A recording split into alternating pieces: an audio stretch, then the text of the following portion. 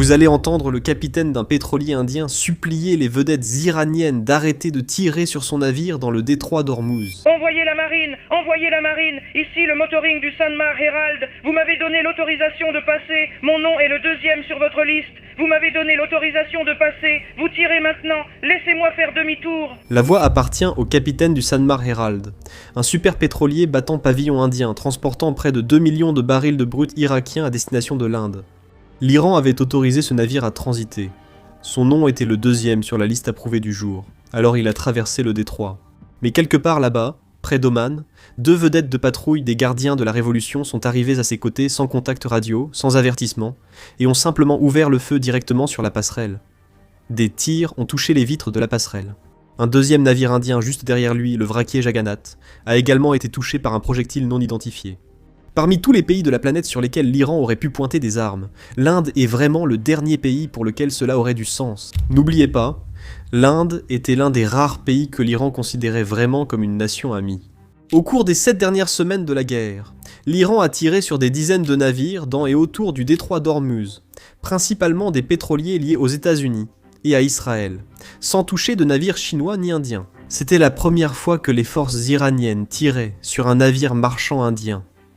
Cette erreur pourrait leur coûter plus cher qu'ils ne le pensent. Le premier ministre indien Modi a discuté avec le président iranien après les attaques américaines l'an dernier. L'Inde a aussi envoyé une aide médicale à l'Iran durant la guerre. Concernant le pétrole, l'Inde a longtemps été le client le plus fiable de Téhéran. En 2008, l'Iran fournissait près de 17% des importations de brut indiennes. Quand les États-Unis ont imposé de lourdes sanctions en 2018 et exigé l'arrêt des achats, la plupart ont obéi. Mais l'Inde a résisté et affronté Washington. Ils ont mis en place un mécanisme de paiement roupie-rial pour continuer à payer l'Iran 100 $ américains. L'Inde gère aussi le terminal Shahid Beheshti au port de Chabahar en Iran. Un accord d'exploitation de 10 ans a été signé en 2024, Delhi a déjà investi 120 millions de dollars et prévoit d'autres milliards. Chabahar est le seul port iranien en eau profonde sur l'océan Indien, offrant un accès direct à la mer sans passer par le détroit d'Ormuz. L'Inde a construit sa version moderne. L'administration Trump a tenté de le bloquer par des sanctions.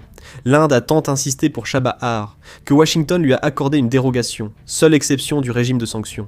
Cette dérogation prend fin le 26 avril 2026. Alors pourquoi ?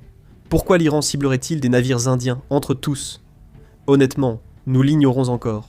En quelques heures, le secrétaire indien aux affaires étrangères, Vikram Misra, a convoqué l'ambassadeur d'Iran, Mohammad Fatali. Il a qualifié l'attaque de grave incident de tir contre des navires marchands et a demandé à l'envoyé de transmettre d'urgence